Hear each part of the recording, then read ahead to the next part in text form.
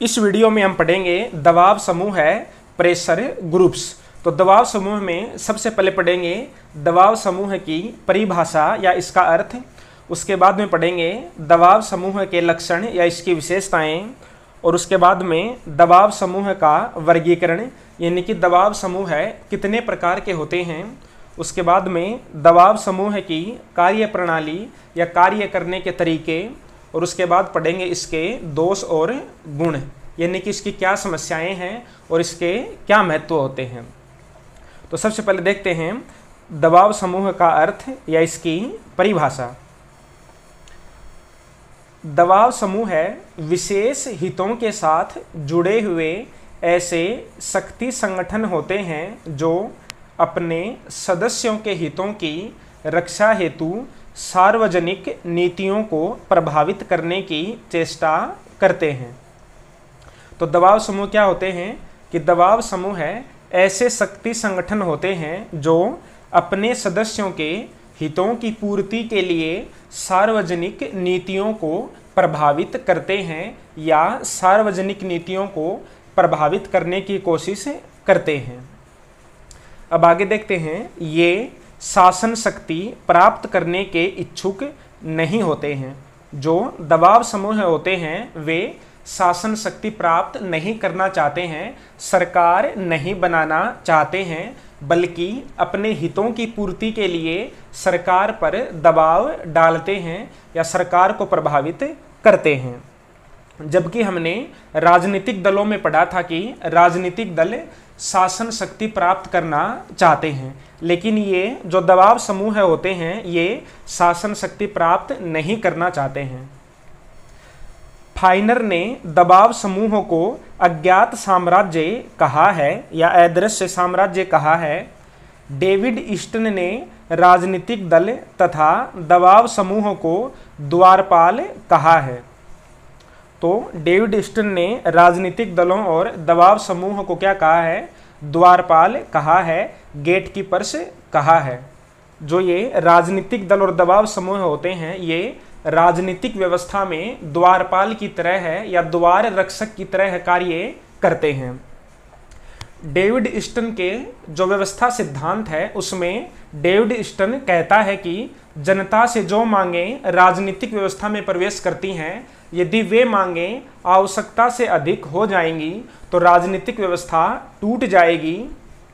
तो जो राजनीतिक व्यवस्था में मांगें प्रवेश करती हैं उन मांगों को नियंत्रित करने के लिए राजनीतिक दल तथा दबाव समूह महत्वपूर्ण साधन होते हैं। तो मांगों को नियंत्रित करने के कारण डेविड ईस्टन ने राजनीतिक दलों और दबाव समूह को द्वारपाल कहा है। अमेरिका में दबाव समूह को हित समूह है यानी कि इंटरेस्ट ग्रुप कहा जाता है। तो ये तो गया दबाव समूह का अर्थ। अब देखते हैं दबाव समूह के लक्षण या इसकी विशेषताएं। तो पहला लक्षण है सीमित उद्देश्य। दबाव समूह के कुछ विशेष निश्चित लक्ष्य होते हैं। ये दबाव समूह इन्हीं लक्ष्यों की प्राप्ति के लिए कार्य करते हैं। तो पहला लक्षण क्या हो गया? सीमित उद्देश्य। दूसरा है संगठित या असंगठित।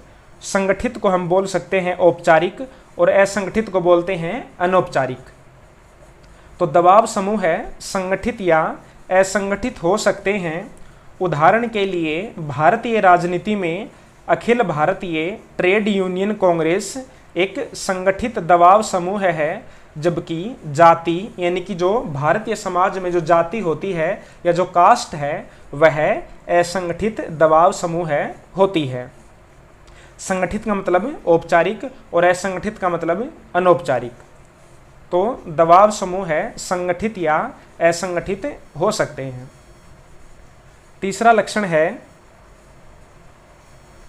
लक्षण है सीमित एवं परस्पर व्यापी सदस्यता।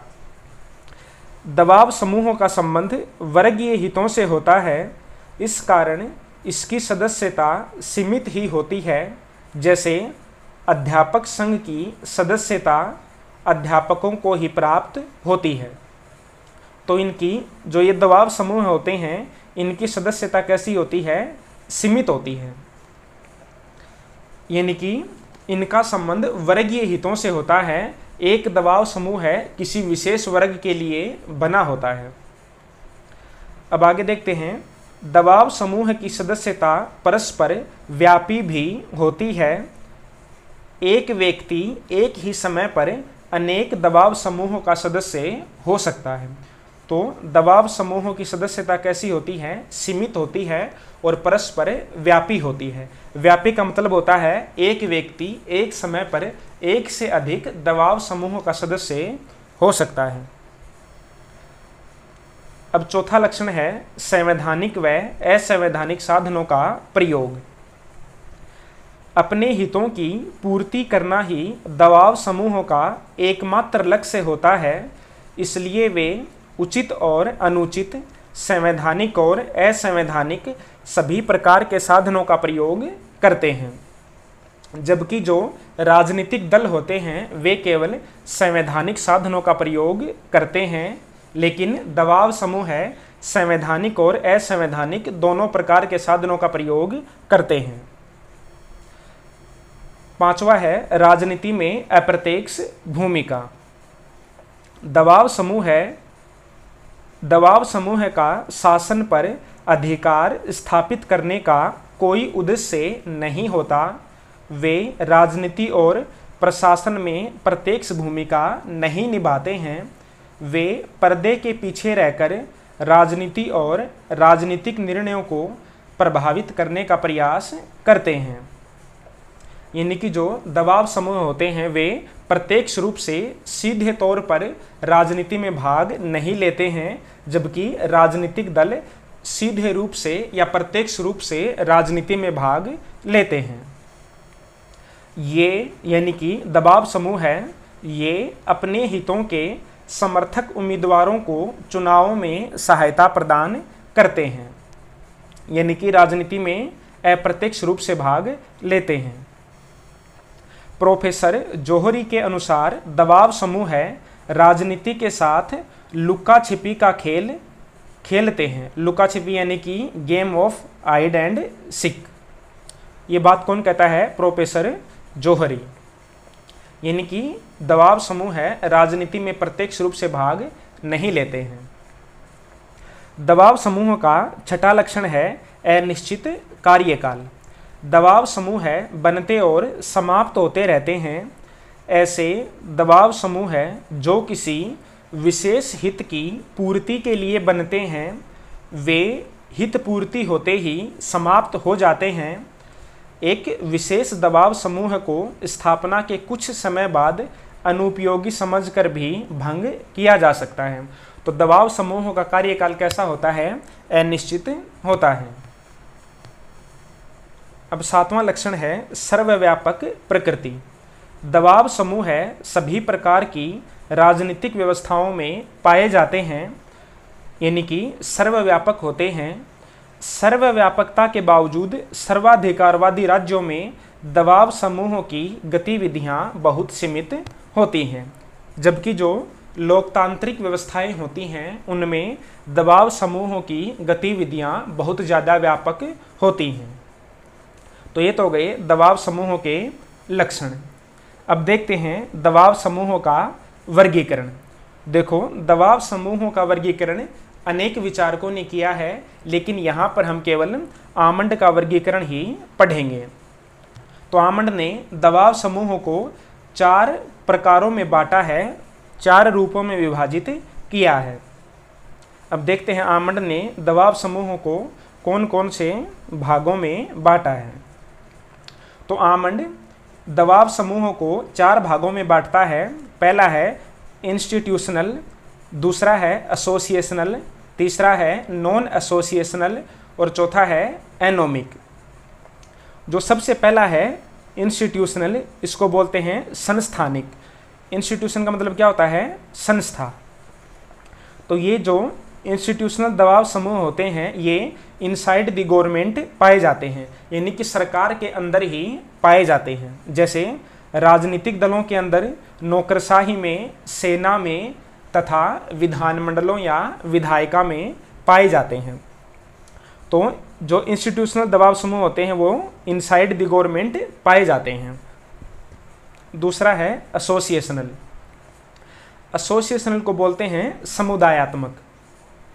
और ये जो एसोसिएशनल दबाव समूह होते हैं ये विकसित देशों में ज़्यादा पाए जाते हैं और ये औपचारिक प्रकार के होते हैं, जैसे श्रमिक संगठन या फिर व्यापारी संगठन। तीसरा है नॉन एसोसिएशनल, गैर समुदायात्मक। ये विकासशील देशों में पाए जाते हैं। ये औपचारिक व अनौपचारिक दोनों प्रकार के हो सकते हैं, लेकिन मुख्यतः अनौपचारिक होते हैं। जो एसोसिएशनल होते हैं वो कैसे होते हैं? औपचारिक होते हैं, जबकि जो नॉन एसोसिएशनल होते हैं ये मुख्यतः क्या होते हैं? अनौपचारिक होते हैं। तो आप यहाँ से ये जो औपचारिक लिखा हुआ इसको हटा लेना, इसको केवल अनौपचारिक ही कर लेना। लेकिन ये औपचारिक व अनौपचारिक दोनों प्रकार के हो सकते हैं। और अनौपचारिक का एग्जाम्पल जैसे भारतीय समाज में धर्म और जाति। चौथा प्रकार है एनोमिक। तो जो एनोमिक होते हैं ये बनते रहते हैं और समाप्त होते रहते हैं। ये अनौपचारिक प्रकार के होते हैं, जैसे छात्र संगठन या छात्रों के दबाव समूह है। ये हिंसक गतिविधियां करते हैं, ये हड़ताल करते हैं, ये धरना प्रदर्शन करते हैं।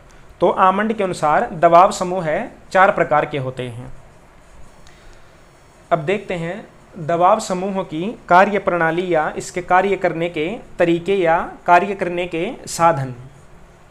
तो सबसे पहला साधन है लॉबिंग। लॉबिंग का सामान्य अर्थ है विधानमंडल के सदस्यों को प्रभावित कर उनसे अपने हित में कानूनों का निर्माण करवाना। दबाव समूह है विशेष रूप से पश्चिमी देशों में इस साधन का प्रयोग करते हैं। अमेरिका में इनका बहुत ज़्यादा महत्व बढ़ गया है। तो लॉबिंग क्या होती है कि विधानमंडल के सदस्यों को प्रभावित करके उनसे अपने हित में कानूनों का निर्माण करवाना। उसके अलावा इनके कार्य करने के अन्य तरीके हैं प्रचार व प्रसार के साधन। इसके अलावा है आंकड़े प्रकाशित करना, सम्मेलन यानी कि सेमिनार आयोजित करना, रिश्वत बेईमानी का प्रयोग करना, न्यायालय की शरण लेना, संसद सदस्यों के मनोनयन में रुचि लेना। तो ये तो गई दबाव समूहों की कार्य प्रणाली। इनमें सबसे इम्पोर्टेंट थी लॉबिंग। अब देखते हैं दबाव समूहों के दोष। दबाव समूहों की आलोचना निम्नलिखित आधारों पर की जाती है। सबसे पहली आलोचना है अप्रजातांत्रिक या अलोकतांत्रिक। प्रजातांत्रिक व्यवस्था इस बात की मांग करती है कि जो व्यक्ति, संस्था या समुदाय राजनीतिक शक्ति का प्रयोग करते हैं वे जनता के प्रति उत्तरदायी होने चाहिए। तो जो लोकतांत्रिक व्यवस्था है या जो लोकतंत्र है उसकी क्या शर्त होती है कि जो भी व्यक्ति या जो भी संस्था राजनीतिक शक्ति का प्रयोग करती है वह जनता के प्रति उत्तरदायी होनी चाहिए। दबाव समूह है राजनीतिक प्रभाव और शक्ति का प्रयोग तो करते हैं लेकिन किसी के भी प्रति उत्तरदायी नहीं होते हैं। राजनीतिक दलों के समान उन्हें चुनावों में दंडित भी नहीं किया जा सकता। तो पहला दोष क्या है कि ये लोकतांत्रिक व्यवस्था के अनुरूप नहीं होते हैं। दूसरा है संकीर्णता के प्रतीक। दबाव समूह है विशेष हितों का प्रतिनिधित्व करते हैं। आलोचकों के अनुसार ये समूह है अपने सदस्यों में संकीर्ण दृष्टिकोण को जन्म देते हैं। यानी कि जो दबाव समूह के सदस्य होते हैं वे केवल अपने हितों से ही मतलब रखते हैं, समाज के हितों से या राष्ट्र के हितों से उन्हें कोई मतलब नहीं होता है। तीसरा दोष है सार्वजनिक हितों की उपेक्षा। विभिन्न दबाव समूहों के बीच हितों का संघर्ष चलता रहता है। अधिक शक्तिशाली दबाव समूह है सरकार पर दबाव डालकर अपनी अनुचित मांगें भी मनवा लेते हैं। इससे उन सार्वजनिक हितों की उपेक्षा होती है जो शक्ति के अभाव में अपनी उचित मांगों के लिए भी दबाव नहीं डाल पाते हैं। इनकी दबाव समूहों के कारण सार्वजनिक हितों की उपेक्षा होती है। जो शक्तिशाली दबाव समूह होते हैं वे अपने हितों की पूर्ति तो करवा लेते हैं, लेकिन जो कमजोर दबाव समूह होते हैं, जो व्यापक हितों वाले होते हैं, उनकी शक्ति कमजोर होने के कारण वे अपनी मांगों को नहीं मनवा पाते हैं। चौथा दोष है भ्रष्ट आचरण। आलोचकों के अनुसार दबाव समूह भ्रष्ट आचरण के केंद्र हैं। दबाव समूह द्वारा रिश्वत देने तथा अनैतिक आचरण के कार्य भी किए जाते हैं, जिनका सार्वजनिक जीवन पर बहुत बुरा प्रभाव पड़ता है। पांचवा दोष है अंतर्राष्ट्रीयता में बाधक। अनेक बार दबाव समूह अंतर्राष्ट्रीय हितों को हानि पहुंचाने का आधार बन जाते हैं। जैसे पश्चिमी देशों में हथियारों के निर्माण को प्रोत्साहित करने वाले कुछ दबाव गुट हैं, जो अपने लाभ के लिए तनाव की स्थिति को और युद्ध की स्थिति को बनाए रखने का प्रयत्न करते हैं। इनकी जो पश्चिमी देश होते हैं और जो विशेषकर अमेरिका है, उसमें अनेक दबाव समूह ऐसे होते हैं जो हथियारों के निर्माण से संबंधित होते हैं और वे चाहते हैं कि दुनिया भर में हमेशा युद्ध होते रहें ताकि हमारे हथियार बिकते रहें। तो ये तो हो गए दबाव समूहों के दोष।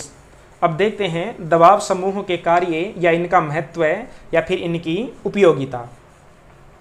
प्रारंभ में दबाव समूहों को अनैतिक संगठन मानते हुए हे दृष्टि से देखा जाता था, लेकिन धीरे धीरे स्थिति में परिवर्तन आया। राजनीतिक व्यवस्था में दबाव समूहों का महत्व समझा जाने लगा है। दबाव समूहों के कार्यों की विवेचना और महत्व इस प्रकार हैं। अब देखते हैं दबाव समूहों के क्या क्या कार्य होते हैं या इनका क्या क्या महत्व है। तो सबसे पहला है लोकतांत्रिक प्रक्रिया की अभिव्यक्ति के साधन। दबाव समूहों को लोकतंत्र की अभिव्यक्ति का साधन माना जाता है। लोकतंत्र की सफलता के लिए लोकमत तैयार करना आवश्यक होता है ताकि विशिष्ट नीतियों का समर्थन अथवा विरोध किया जा सके। दबाव समूह लोकमत को शिक्षित करते हैं, यानी कि दबाव समूह जब कार्य करते हैं, सम्मेलनों का आयोजन करते हैं या अपनी समस्याओं का प्रचार प्रसार करते हैं, तो इससे जनमत या लोकमत शिक्षित होता है। दूसरा है शासन के लिए सूचनाएं एकत्रित करना। प्रत्येक देश में सरकार तथा शासन के पास आवश्यक सूचनाएं पर्याप्त रूप से होनी चाहिए। दबाव समूह आंकड़े एकत्रित करते हैं, शोध करते हैं तथा सरकार को अपनी कठिनाइयों से परिचित कराते हैं, यानी कि ये अपनी समस्याओं को दूर करवाने के लिए शासन के पास अनेक प्रकार की सूचनाएं भेजते रहते हैं। अब तीसरा महत्व है शासन को प्रभावित करना। दबाव समूह का अस्तित्व एक ऐसी संस्था के रूप में है जिसके पास काफ़ी शक्ति होती है और वह हित विशेष की रक्षा के लिए सरकार पर सफल प्रभाव डाल सकती है। चौथा महत्व है सरकार की निरंकुशता को सीमित करना। प्रत्येक शासन व्यवस्था में केंद्रीकरण की प्रवृत्ति बढ़ रही है। सारी शक्तियां सरकार के हाथों में केंद्रित होती जा रही हैं। दबाव समूह सरकारी निरंकुशता को सीमित करते हैं। तो चौथा महत्व क्या है? सरकार की निरंकुशता को सीमित करना। पांचवा महत्व है समाज में संतुलन स्थापित करना। दबाव समूहों के अस्तित्व का एक लाभ यह है कि विभिन्न हितों के बीच संतुलन बना रहता है। कोई भी एकमात्र प्रभावशाली सत्ता स्थापित नहीं हो पाती है। सभी दबाव समूह अपने स्वयं के हितों को प्राप्त करना चाहते हैं, लेकिन उनको एक दूसरे से प्रतियोगिता करने के लिए मजबूर किया जाता है। इसके परिणाम स्वरूप समाज और शासन में संतुलन स्थापित हो जाता है। यानी कि जो शासन है वह भी किसी एक वर्ग विशेष के हितों की पूर्ति नहीं कर पाता है और न ही कोई दबाव समूह है केवल सरकार पर अपने ही हितों को पूरा करवाने के लिए दबाव नहीं डाल पाता है, क्योंकि समाज में बहुत सारे दबाव समूह होते हैं और ये सभी दबाव समूह अपने हितों की पूर्ति करवाने के लिए आपस में प्रतियोगिता करते हैं। इससे समाज और सरकार में संतुलन बना रहता है। छठा महत्व है व्यक्ति और सरकार के मध्य संचार। दबाव समूह नागरिक और सरकार के बीच संचार साधन का कार्य करते हैं। राडो के अनुसार निर्वाचित नेता दबाव समूहों के माध्यम से अपने निर्वाचकों की इच्छाओं का पता लगा लेते हैं। सातवां है विधानमंडल के पीछे विधानमंडल का कार्य। दबाव समूह विधि निर्माताओं की सहायता करते हैं। अपनी विशेषज्ञता के कारण ये समूह विधि निर्माण समितियों के सदस्यों को आवश्यक परामर्श देते हैं। इनका परामर्श और सहायता दोनों ही इतनी उपयोगी होती हैं कि इन्हें विधानमंडल के पीछे का विधानमंडल कहा जा सकता है। यानी कि एक तो होता है विधानमंडल, विधानमंडल के सदस्य क्या करते हैं, विधान का या कानूनों का या विधियों का निर्माण करते हैं। लेकिन जो दबाव समूह होते हैं ये विधानमंडल के सदस्यों को सहायता और परामर्श देते हैं, इसलिए दबाव समूहों को भी विधानमंडल जैसा ही माना जाता है। तो दबाव समूह क्या होते हैं, विधानमंडल के पीछे विधानमंडल का कार्य करते हैं। तो ये हो गए दबाव समूह। और अगर आपने वीडियो को पूरा देखा है तो कमेंट करके ज़रूर बताएं, ताकि मुझे भी पता चले कि आप लोग वीडियो पूरा देखते हो या नहीं देखते हो।